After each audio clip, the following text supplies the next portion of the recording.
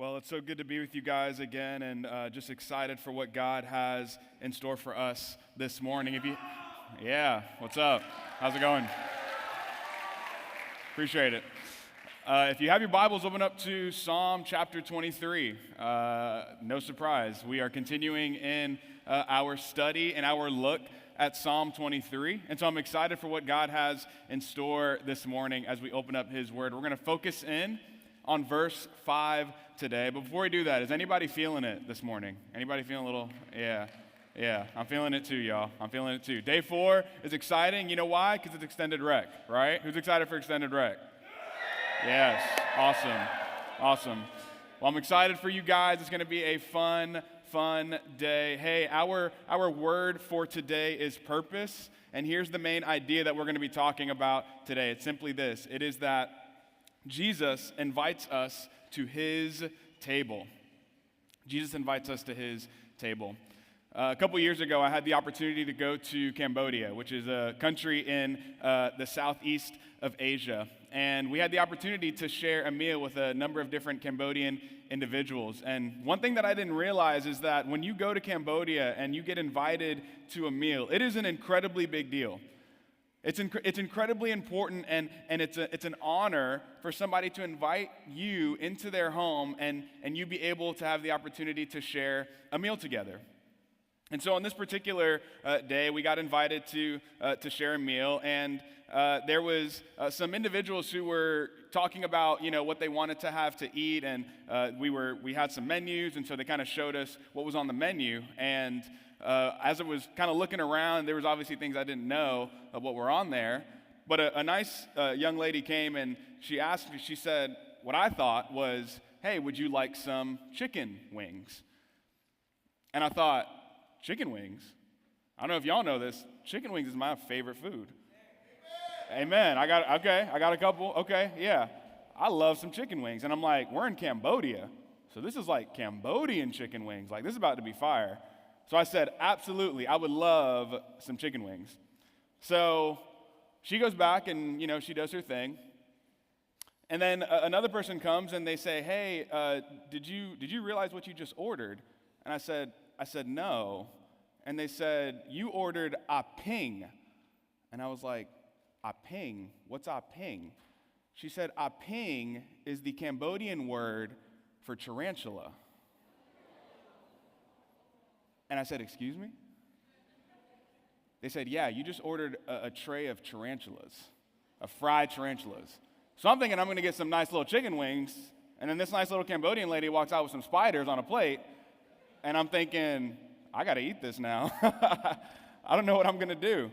So she puts this thing on the table, and I'm thinking to myself, I messed up.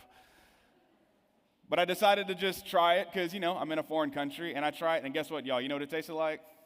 It tasted like chicken. It sure did. It was fantastic. I loved it. It was really good. There's a video somewhere. I can show you guys later on. Here's the thing. Here's the point. Here's the point of that story. Anywhere that we go, tables are prepared differently.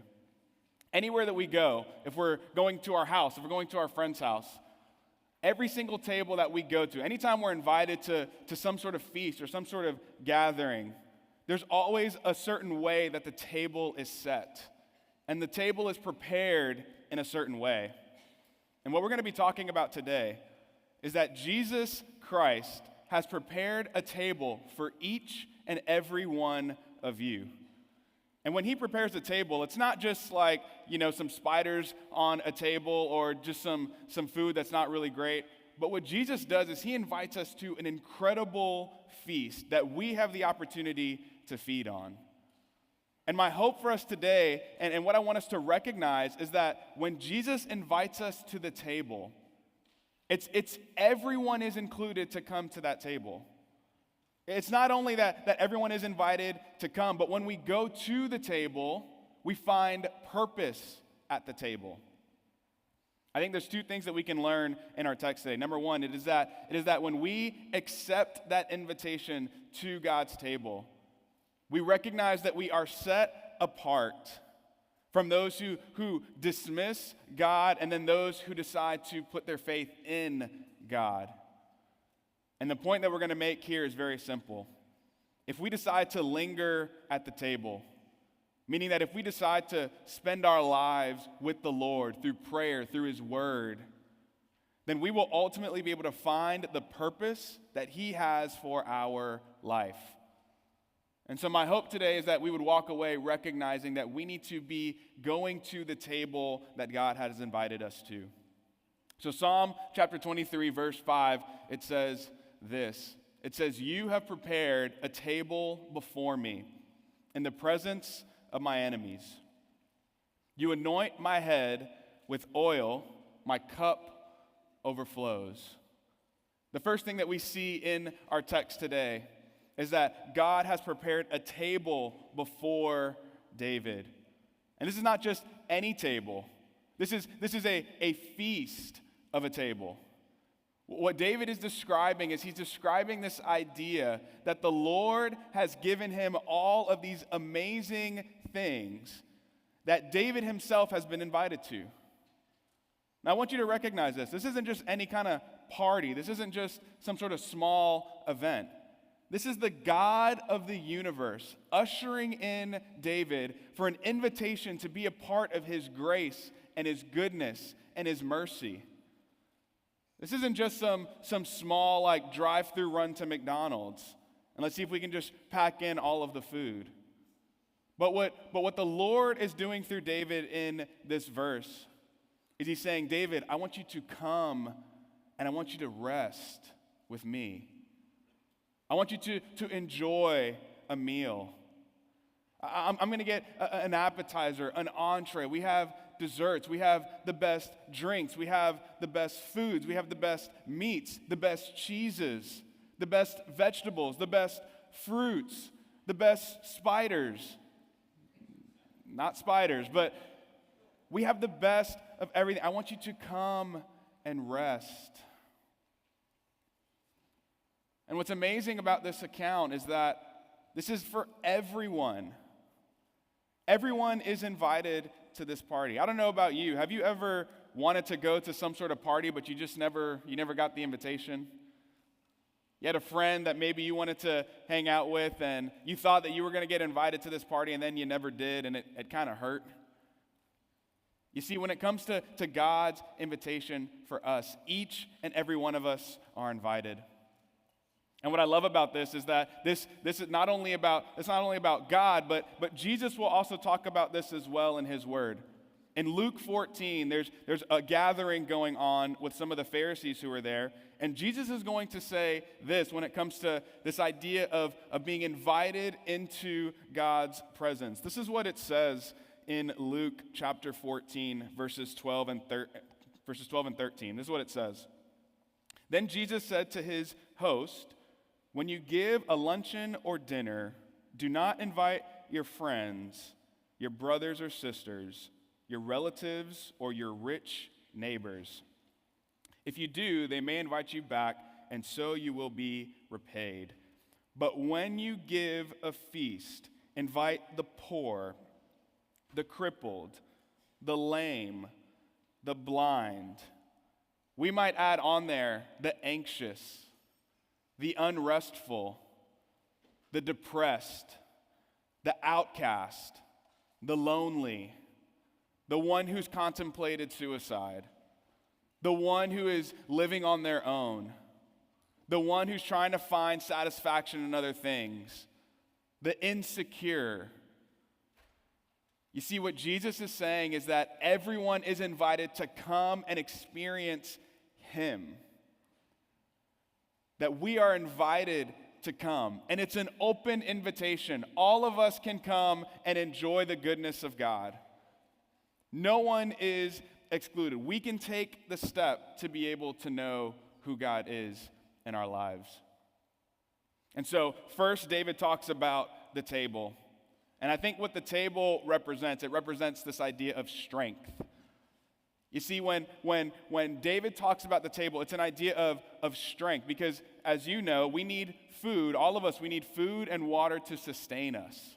You see, if none of us had any food, then we wouldn't be able to have gotten up in the morning and come here and do all the activities that we're going to do this afternoon. And so when David talks about the table, he's talking about the fact that the Lord brings us strength.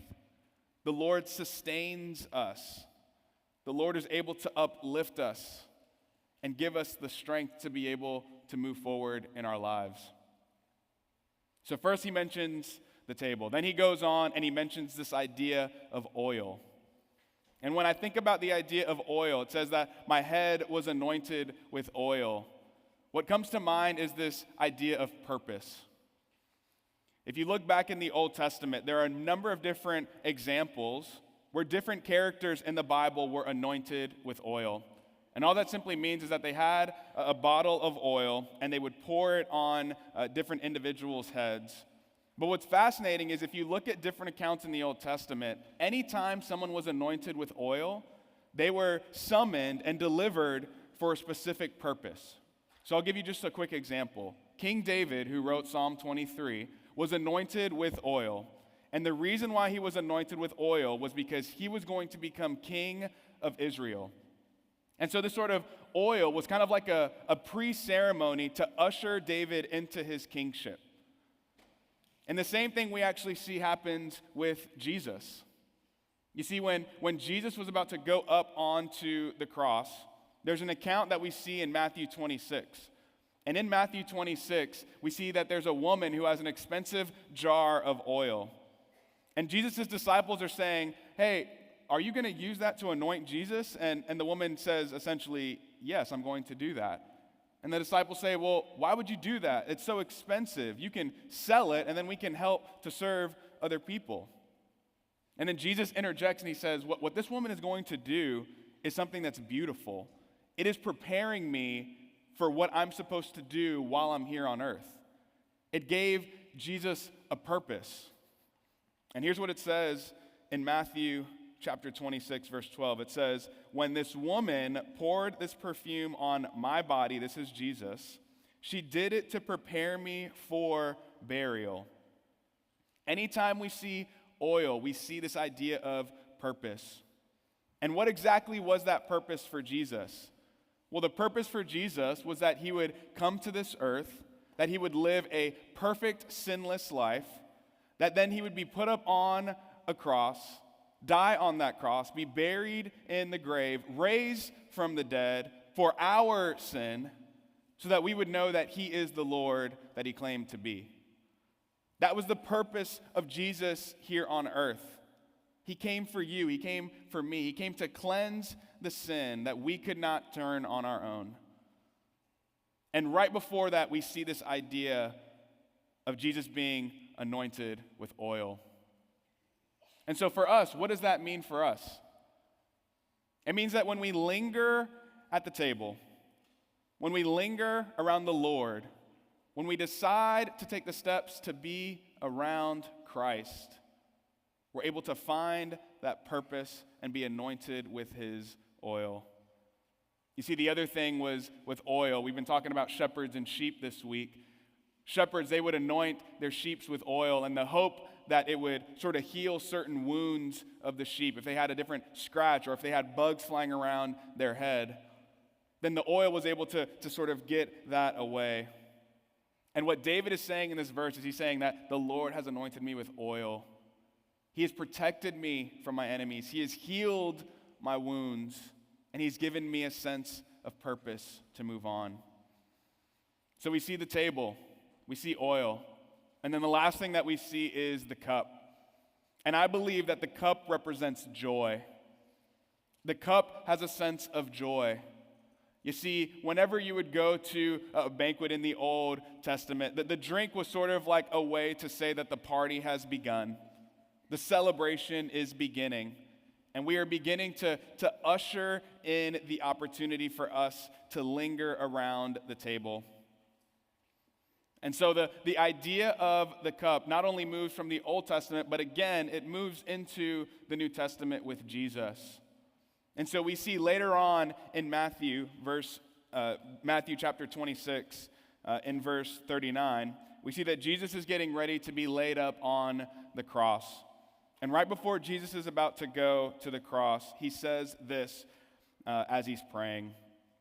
He says, as he's going a little further, he fell on his face, this is Jesus, and prayed, saying, "My Father, if it is possible, let this cup pass from me. Nevertheless, not as I will, but as you will." You see, Jesus did not want to drink the cup because he knew that if he had to drink the cup, that it would mean a certain death for him. And yet Jesus took the cup, not because he knew it wasn't going to be difficult, but he knew that it would give each and every one of us the opportunity to have the joy, the peace, the hope that each and every one of our souls is longing for. And so whenever we see the picture of the cup, we see a picture of Jesus willingly giving himself up in order that we could have joy. You might say it this way: Jesus gave up his joy in order for us to have the opportunity to have his joy. You see, it's because of Jesus and it's because of the cup that we're able to find that joy that we all have been longing for. And so we see sort of these three things this morning. We see the table, which represents the strength, the sustaining power that God has in our lives. We see the oil, which represents purpose, that God has purposed each and every one of us for some sort of specific task. And then finally, we see the cup, which represents the opportunity for us to have joy in our lives. But the key here is that we have to linger around the table. Our good friend Michael DeFazio, who we've been watching the videos of him, he had a really great illustration that I think is really helpful for us this morning to understand this idea of lingering around the table.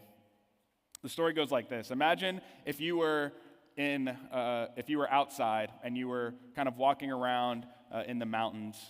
And let's say you're going on this hike and it's snowy. There's a blizzard, there's snow everywhere, there's snow on the ground, and you're trying to, kind of figure your way out.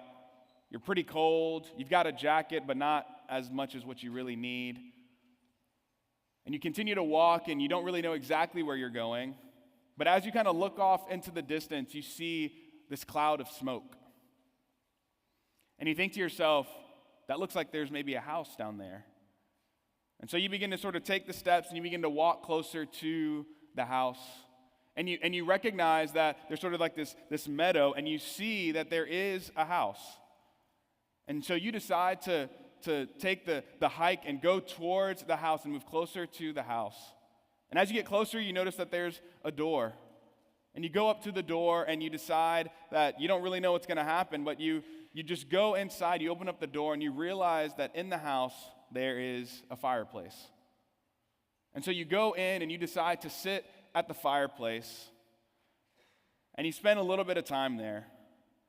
But then after like maybe 10 minutes or so, you sit there and you think, you know what, I think I'm just going to go back out. And so you get your stuff and you decide to walk back out into the freezing cold and into the night. Let me ask you, do you think that in that 10-minute span that you would have gotten warm? Do you think that within those 10 minutes that you would have been okay to be able to continue moving forward? The answer is probably not. And the reason why is because you didn't linger around the fire long enough.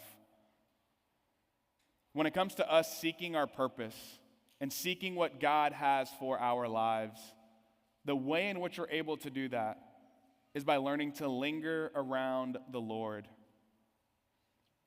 It is to be able to linger around the Lord.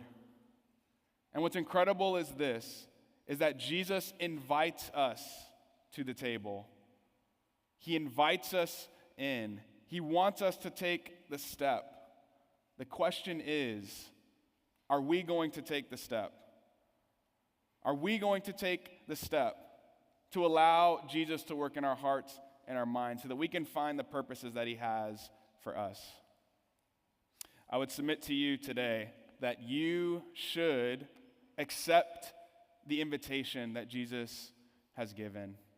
Because when we accept what Jesus has given us, then we can find our purpose.